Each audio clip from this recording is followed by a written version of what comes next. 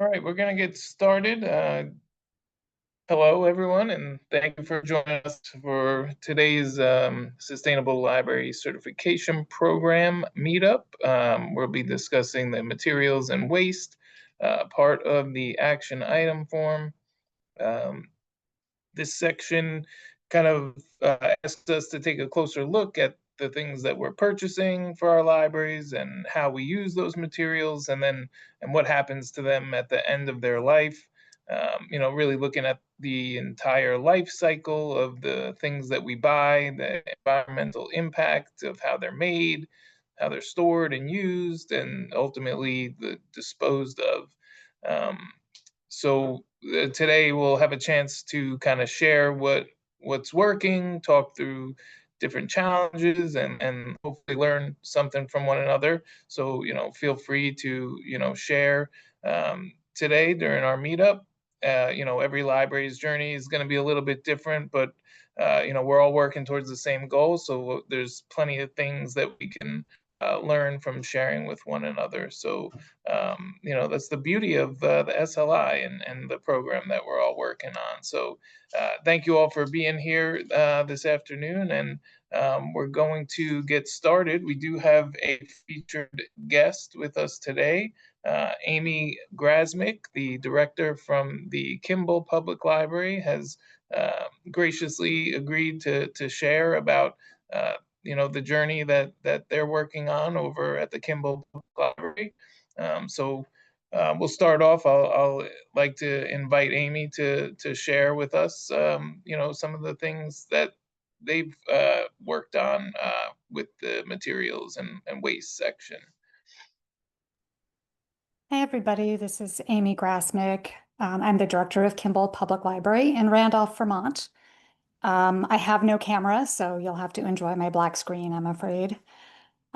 Is it appropriate, Alex, for me to kind of set the stage for the size of the library and so on and so forth? Or yeah? Yeah, Okay. that would be great. Thank you. Okay, I'll go ahead and do that. So, Kimball Library is a mid-sized library in Vermont terms.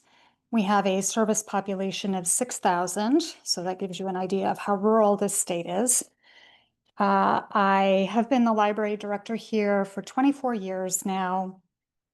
We have grown to have staffing of 3.6 full-time equivalents. So 3 of us are full-time, 1 is half-time, and then we have some very, very part-time people here.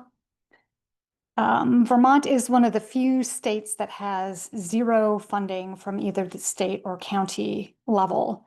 All of our funding is hyper-local.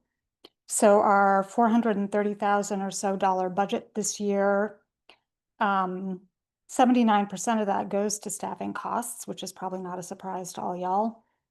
And not quite 90% of that is based on local property taxes. So why is Kimball Library invested in earning our Sustainable Library certification? This is actually a 15-year-long journey so far. In 2016, I had the pleasure of hearing Rebecca Aldrich Smith. I always get it backwards. Okay. You had it right the first time. Okay. Sorry about that, folks. Sorry, Rebecca. She spoke at the Vermont Library Association conference that year, and I'd heard of her, but I'd never heard from her. And at that point, she was working in Hudson Valley on their sustainability initiative, and she was so inspirational. One of the first things that we did here, based on her advice, was to look into whether the state offered any kind of green business certification. And at the time, Vermont did.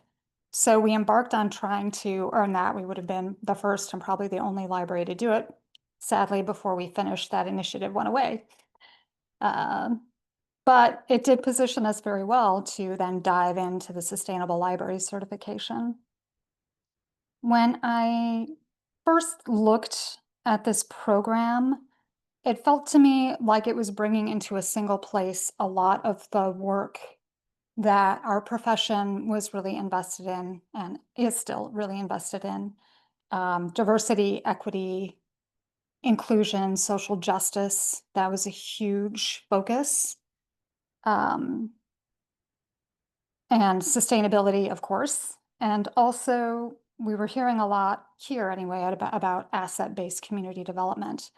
And it feels like the Sustainable Libraries Initiative brings all of those things into one place. So this has been really helped us focus on how we develop and present library services here.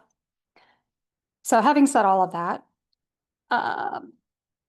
the first thing we did in terms of looking at materials and waste management was doing a waste audit, and it was actually really fun. That was one of the fun afternoons we had after collecting a week's worth of our trash and recycling, was throwing some tarps down in the middle of a big room, pouring it all out, and then sorting it into categories. So, I realize we have a weird definition of fun here, but all of the staff was involved. Several of the library trustees, so the members of the governing board for the library were there.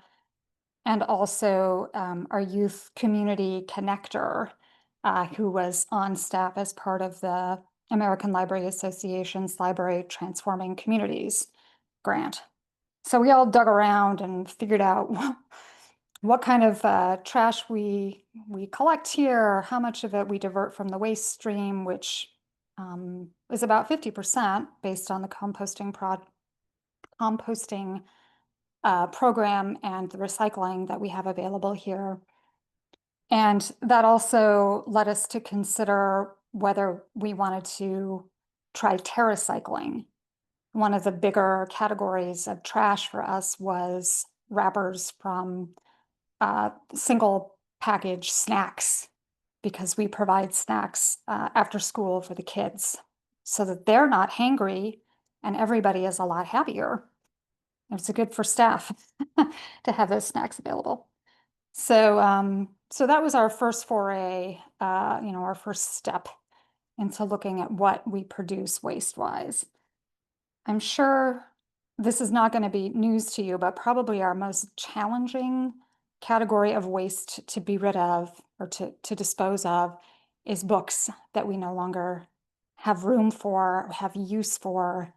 And that, I guess I've just had to embrace that, sometimes things do have to go in the dumpster. We can't find a new home for every book that has left our collection. So yeah, not easy to be happy about that. And if other folks have found other ways to dispose of their books, other than Better World books, sustainable shelves from Baker and Taylor, that's no longer in play. Any other creative ways to find new homes for books? I'd love to hear that.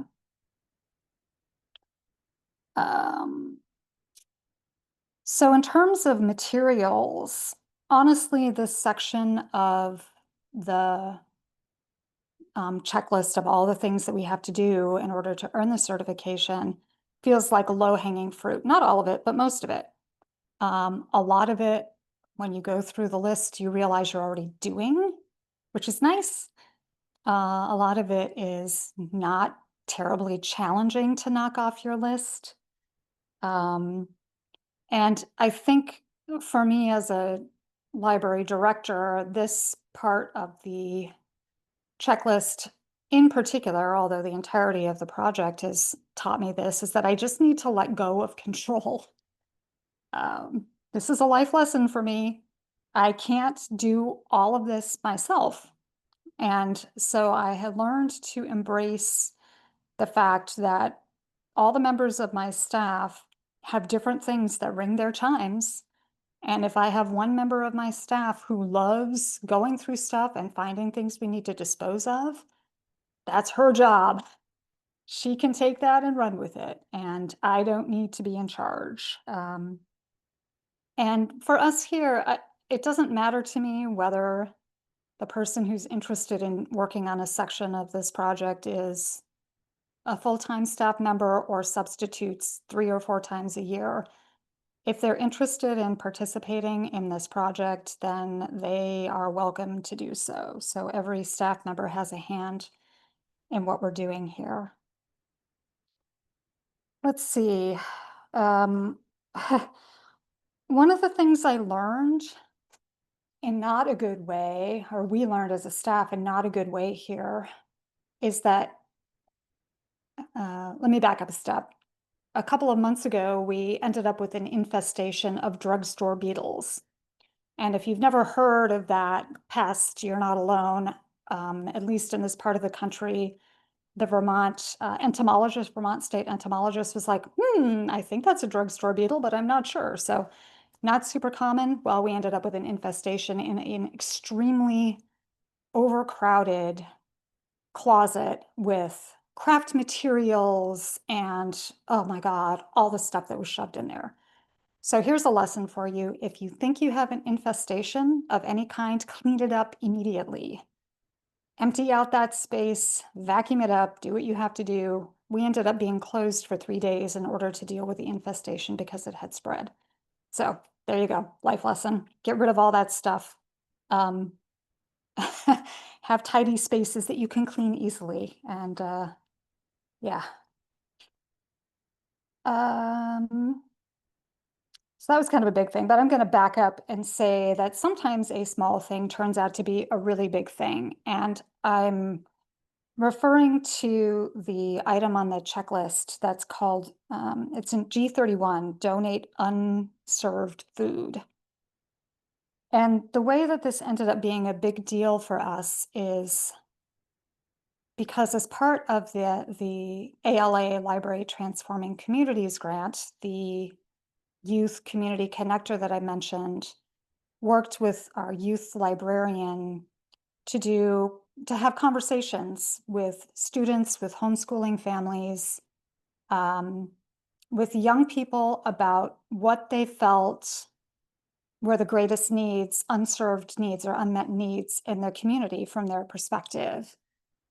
And 6 months of conversations later, they collectively decided that they knew a lot of people who were food insecure. And based on that information coming from the young people in our community, we opted to establish a food pantry that is available at the library 24/7. It's located just outside one of our entrances. Undercover, it includes a refrigerator and a dry pantry. And we invite community members to bring the food that they don't need, that's, in their fridge or in their garden, or they've purchased and end up not needing to.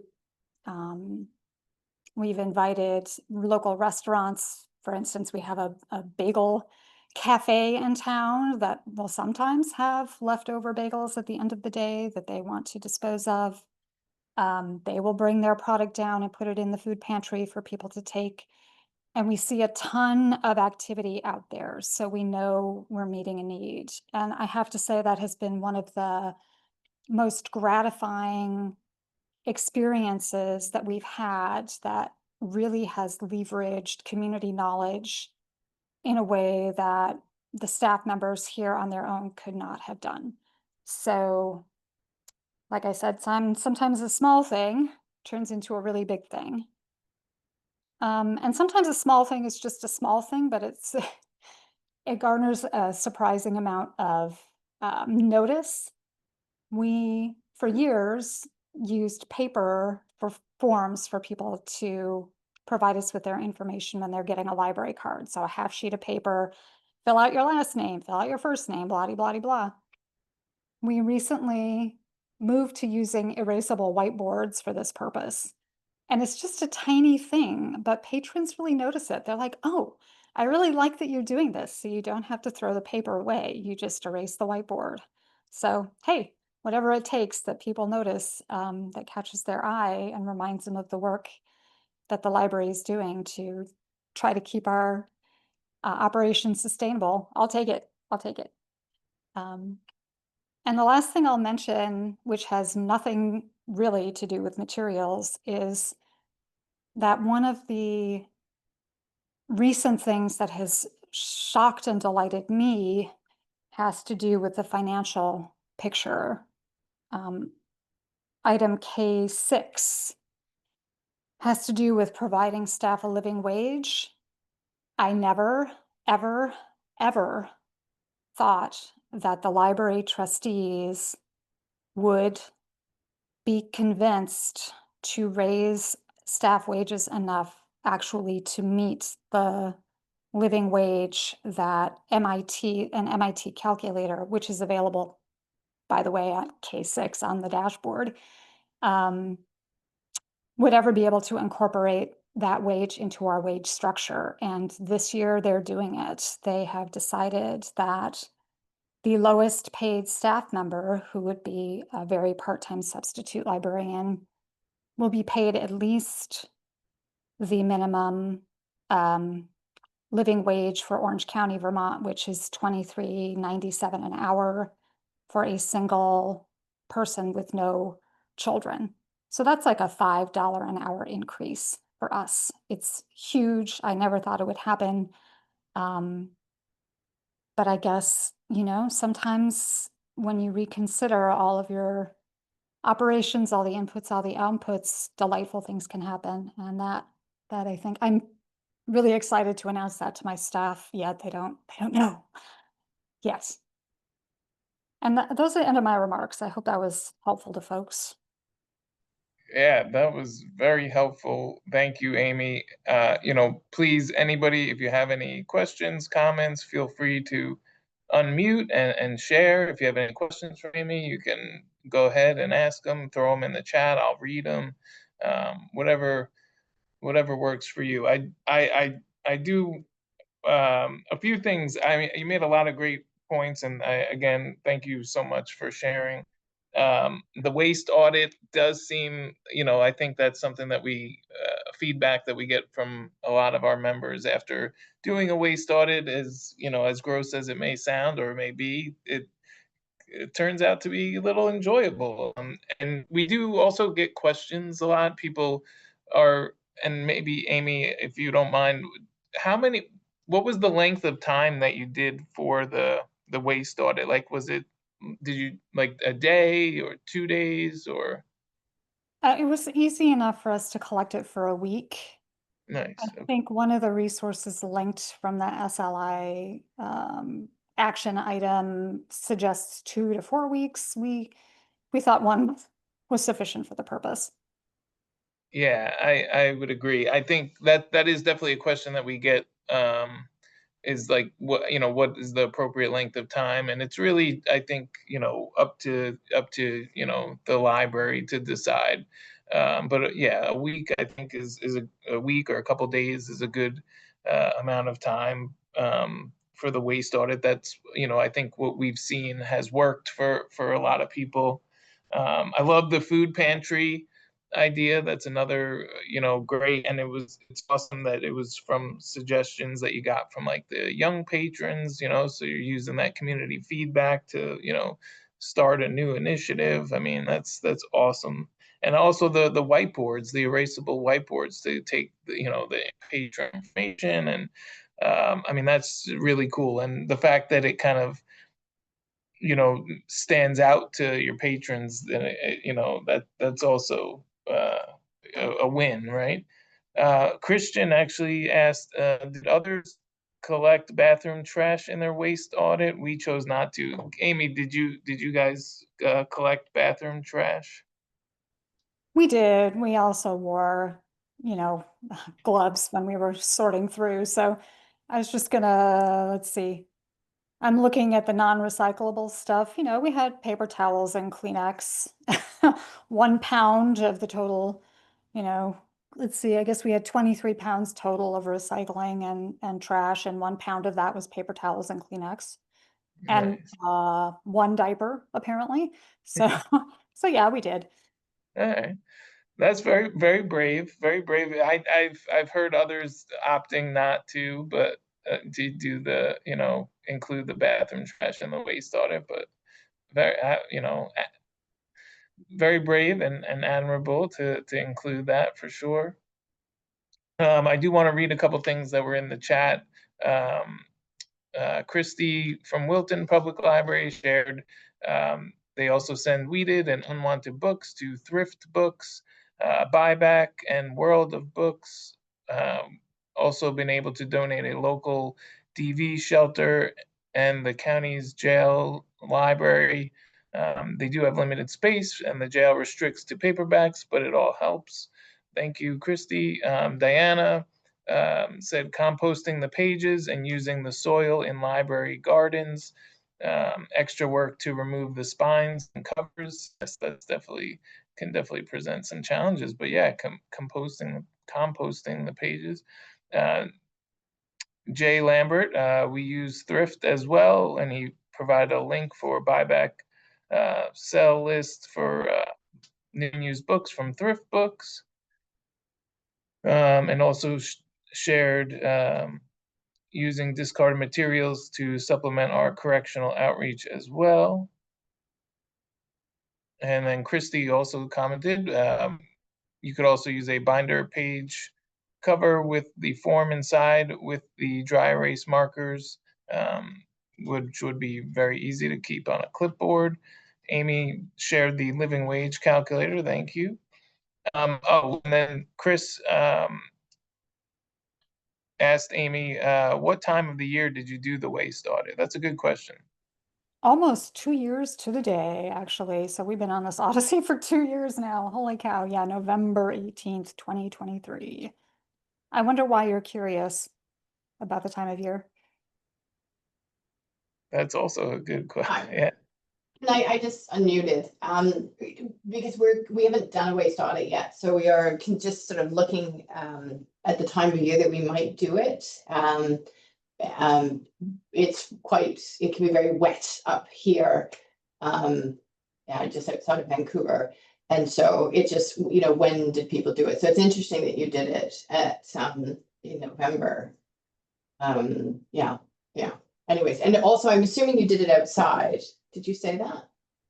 Actually, no, we did it inside. We threw some tarps down in one of our rooms that has a big open space, shoved everything aside and just poured it out. Got it. Okay. Yeah. Thank you. And we're a tiny library. We have 4,000 square feet, so it's not like we generate a whole lot of trash in a week. Very interesting. The time of the year. I didn't really. I'm glad, Chris, that you mentioned that.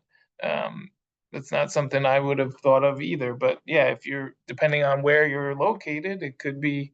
It could definitely be something to consider. Mendon Public Library shared their upper level J and YA get donated to juvenile detention centers. J books go to lower income city schools, South America and Africa. Thank you for sharing that. So yeah, we have a lot of good discussion happening for the materials and waste. I want to thank everybody for sharing. There were a few things that I was looking around at different people's responses in this section and found some interesting things. Recycling e-waste. One member library, I saw that they use old computers that are wiped, and they use those in a Tinker Time program for teens and adults. This is action item G15, recycle e-waste. And that lets patrons take apart and explore the insides of the computer and maybe other small appliances. So I feel like that's a interesting way to kind of make use of some old computers. Maybe not a lot of them, but never know, depending on how much people are attending the Tinker Time program. And you could also recycle those to Goodwill, or some people use Staples, or secondhand stores in town. Also on the recycling e-waste, you have the recycling batteries through companies like Big Green Box, or Staples as well. Another member mentioned recycling cell phones that could be donated to nonprofit organizations that do work for survivors of domestic violence. So that's another way to, collect, old cell phones from patrons and put them to good use. Um, Also in this section, you have the starting a composting program. That presents some possible opportunities to partner with your town, maybe, or other organizations. Um, I think a library system was distributing compostable bags used for a food scrap composting program that they were doing in their system. Also, you could add like a compost bin to your staff break room. And then another thing, the disposition of surplus goods, just kind of taking any old furniture and fixtures and, maybe before disposing of them, offering them to other libraries in your area, or, donating them to local educational or charitable or social service organizations. Those were some different cool um, responses that I saw looking through that section. Christian also commented, Staples will accept used batteries. That's awesome. All right, thank you for sharing that.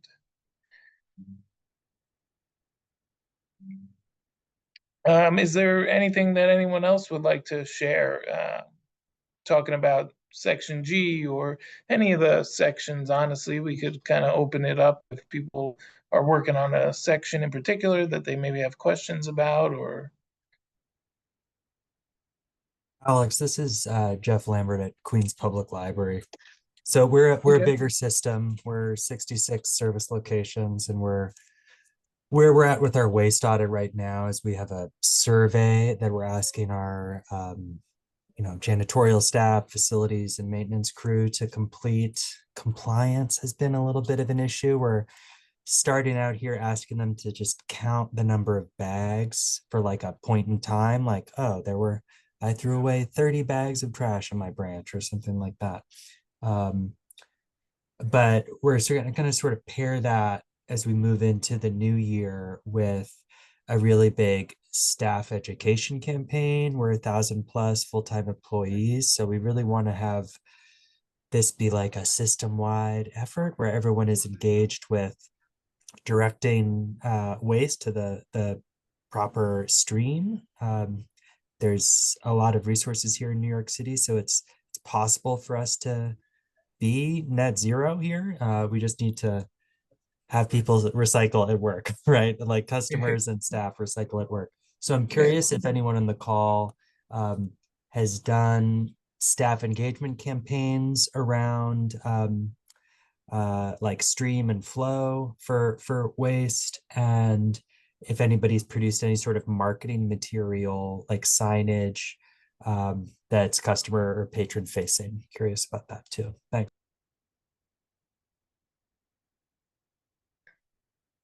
Does anybody have any feedback or anything for Jeff? I'm certainly happy to look into it and maybe ask around. Like you mentioned from the Queens Public Library, you definitely are probably our largest member. But there may be some who have experienced kind of what you're what you're looking to do. So I'm happy to see if we could reach out and to some of our larger members to see. Amy said, let's see, Jeff, many thanks to Queens Library for filling a ton of our out-of-state interlibrary loan requests. The mailing address is forever stuck in my memory. Oh, that's funny.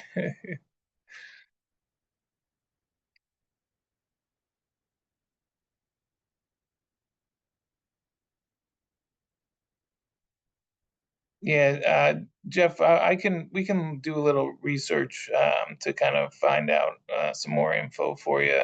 I could reach out to you after this call and see.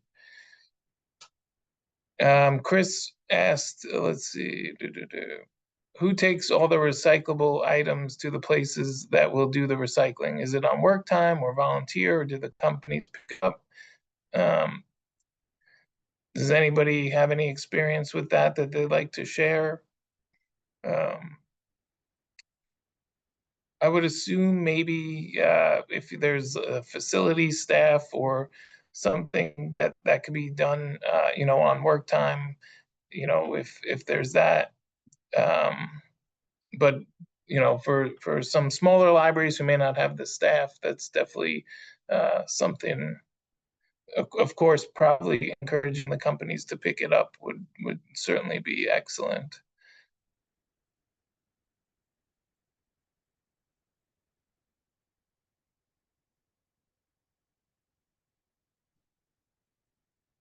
I see some questions in the chat relating to what Jeff was talking about.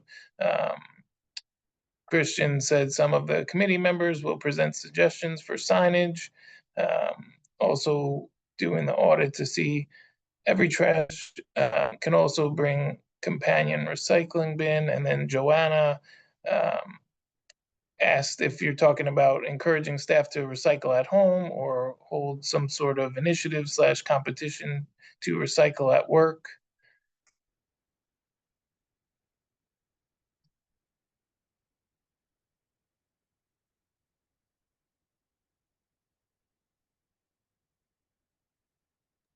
I'll just come off mute instead of typing. I'm typing like a Yeah, long yeah. response. So we're talking about I love the idea of like a competition. So we did talk about that, like an incentive campaign where doing an initial waste audit and then some public engagement, like a webinar and some signage and training, and then 6 months out or something like that, see who had the biggest reduction in waste, like 2 sort of point in time counts of waste. And winning branch gets, a pizza party or something like that. So yeah, great idea, Joanna.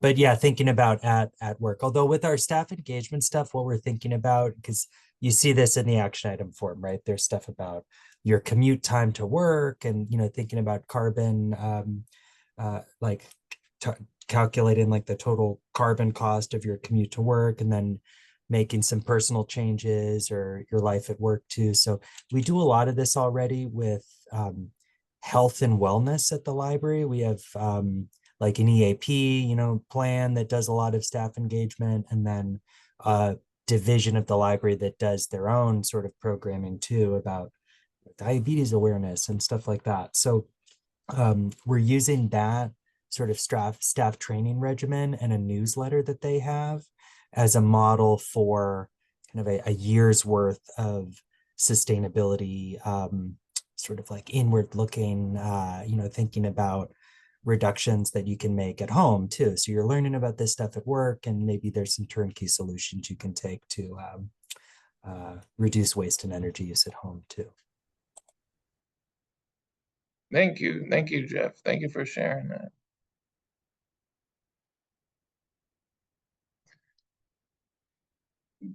Does anybody else have anything they'd like to share, or any questions or anything at all? I see Springfield Town Library, maybe. Yeah, can I just jump in? Can you hear me? Yeah, Great. thank you. Christine, I just have a quick question for people who I came into this in the library like 5 months ago. I started here, and the library is already engaged in their sustainable efforts and doing a program with Next Trex, doing the plastic collections, and a little bit of the compost too. We have like a small compost machine down in the staff area. So the issue that's come up, and I don't know exactly where it's coming from, but we always get like everybody gets mice, right? Especially this time of year, but this year's been particularly bad. And when we started like putting the puzzle pieces together, we realized, aside from the fact that it's in the basement, it's a public area, and we're by water, a lot of the plastics that come in for this program also bring with it, garbage, and we get that. Like feed bags and grain bags from local farms. And it's a great program, and it's gone to a great cause, and we've achieved some wonderful numbers in partnership with the Rotary. But you know, I have a little pushback from staff that the staff that's like in charge of it, that they don't want to stop doing it. But I'm like, it's like weighing, it's like, yes, it's a wonderful program, but not if it's bringing rodents and threatening the health and wellness of my staff and their safety. So I'm gonna pause it for now, just so I can get a handle on the issue that's going on and have that treated and see if that maybe helps.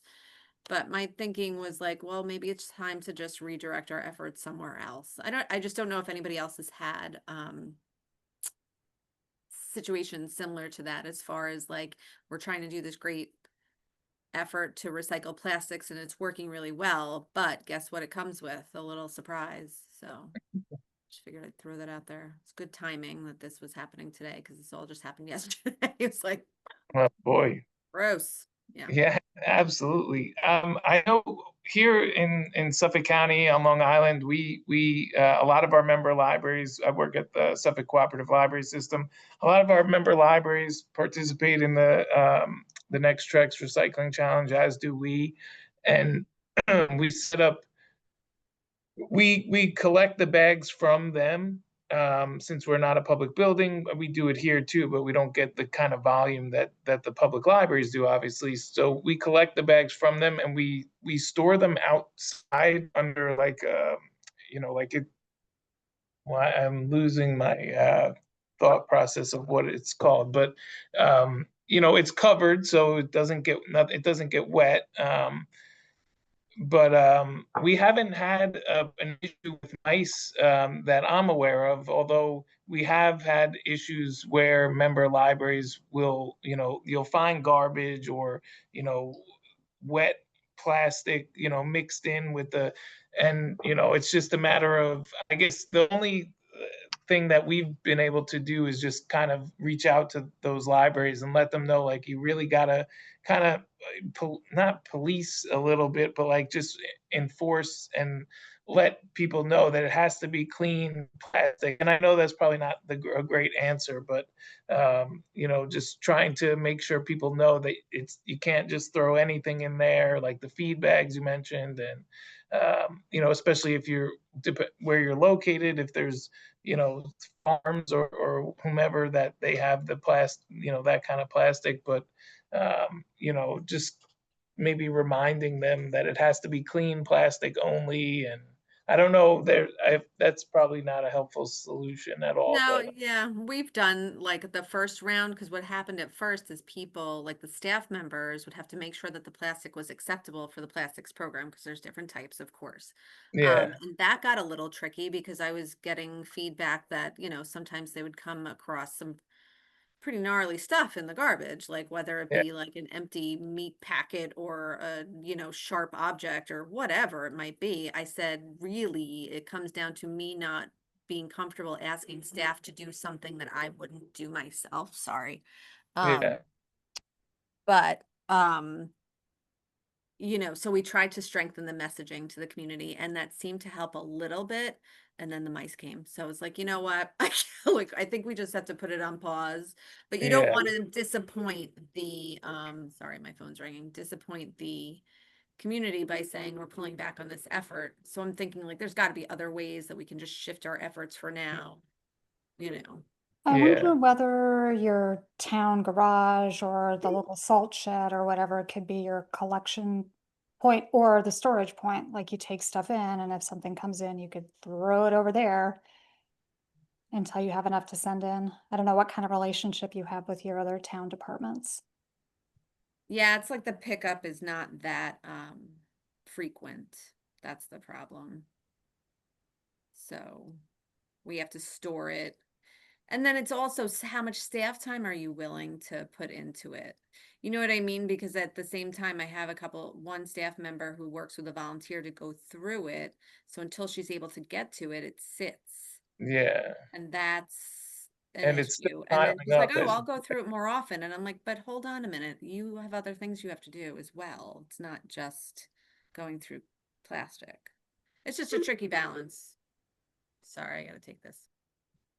Yeah, that is very true. You made a lot of good points. That a lot of the that program, and sure others programs as well, present a lot of tricky situations, whether you're dealing with staff time or and then when you start the program, the community is receptive to it and they have a place where they can bring their plastic and they love it. And but then if you have these setbacks and you have to stop, and then you don't want to disappoint the community, it's definitely a balancing act there. um but yeah, I mean, I do like Amy's idea of a potential partnership maybe somewhere, but again, that's all like with in your area, in your town, who's available, and like you mentioned, how often you're picking up or holding it for and whatnot. So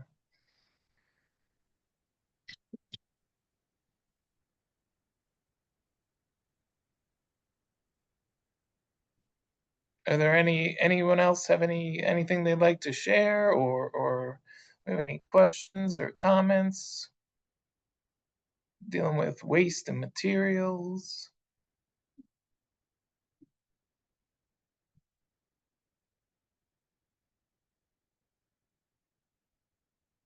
or anything?